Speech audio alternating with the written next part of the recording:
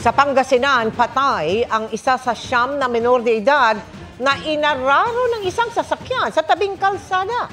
Ang nakabanggang driver, kapitbahay ng biktima. Nakatutok si CJ Turida ng GMA Regional TV. Katatapos lang maglaro at nagpapahinga na sa gilid ng kalsadang ito sa Barangay Bunuan Geset, Dagupan City, ang 9 na menor de edad pasado alas 6 ng gabi nitong linggo. Nang bigla silang araruhin ng AUV bago ito tuluyang sumalpok sa pader ng isang bahay. Nagkaroon ng mechanical defect, no?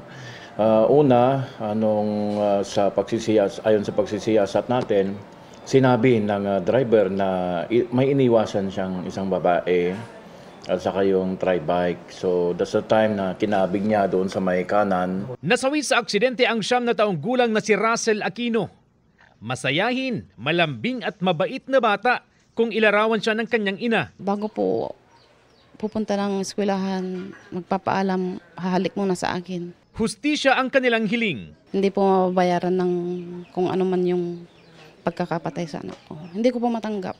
Magkakamag-anak at magkakaibigan ang mga biktima na nasa edad 7 hanggang 13. May nagtamo sa kanila ng sugat sa paa, gasgas sa siko at kamay. May namaga ang paa at tainga at nagkaroon ng pasa sa tagiliran.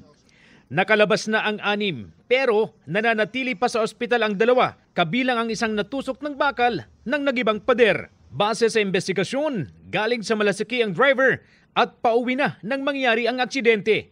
Kapitbahay lang din siya ng mga biktima. Dadasal ko na kung maaari mapatawad ako ng pamilya. Hindi ko naman po talaga sinadya siya.